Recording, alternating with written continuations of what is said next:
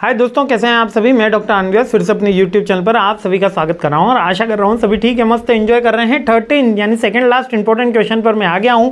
केवल 14 तक हमको जाना है और सीरीज कंप्लीट करनी है। तो चलिए पहले 13 कंप्लीट करते हैं, फिर थोड़ी सी और मीठी मीठी गल्ला करेंगे।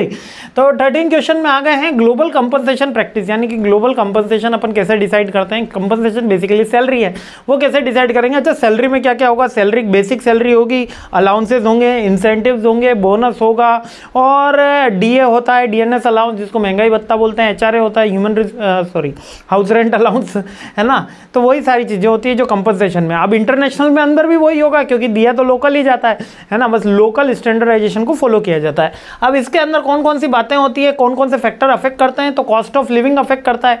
जिस देश में जाओगे उस देश में सबसे ज्यादा सस्ती लेबर आजकल जो स्किल्ड लेबर है बांग्लादेश में मिलती है। उसके बाद अगर टेक्निकल लेबर अगर बात करें, जो मतलब कि वेब डेवलपर हो गए, एप्लीकेशन डेवलपर हो गए, वो इंडिया में मिलते हैं। मार्केट की कॉम्पिटिटिवनेस देखी जाती है कि एक्चुअल में दूसरी कंपनी क्या दे रही है। जॉब रोल्स एंड स्किल देखी जाती है, जिसमें जॉब डिस्क्रिप्शन, जॉब एनालिसिस का पॉइंट है। इसके बाद कंपनी की परफॉर्मेंस देखी जा रही है कि अपना भैया बजट कितना है। अब कंपोनेंट्स कौन कौन से होते हैं एक सैलरी के अंदर। बेसिक सैलरी होगी, बेनिफिट्स होंगे, अलाउंस होंगे और इंसेंटिव्स होंगे। यही सारी चीज़ें ऑलरेडी मैंने बता दी है। अब स्ट्रेटेजी क्या हो सकती है एक अच्छे कंपनसेशन सिस्टम को डिसाइड करने के लिए। मार्केट की स्ट्रेटेजी कर लो, है ना, मार्केट की एनालिटिक्स कर लो।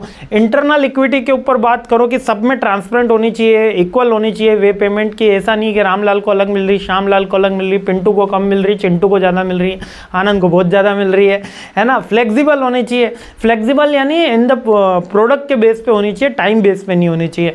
ट्रांसपेरेंस होनी चाहिए और ग्लोबल मोबिलिटी प्रोग्राम तो होनी चाहिए। ग्लोबल मोबिलिटी प्रोग्राम्स यानी कि सब जगह सिस्टम पता हो कि इंडिया में ये मिल रहा है, अमेरिका में ये मिल रहा है, और अगर आप मूव ऑन करके जाओगे, अगर आप कहीं जाओगे तो आपको ये सपोर्ट सिस्टम पूरा का पूरा मिलेगा, जो रीलोकेशन में हेल्प करता है बेसिकली, है ना। अब इसके साथ चैलेंजेस क्या आते हैं। एक तो डेटा अवेलेबिलिटी का चैलेंज आता है, एक बायसनेस रहती है कहीं ना कहीं।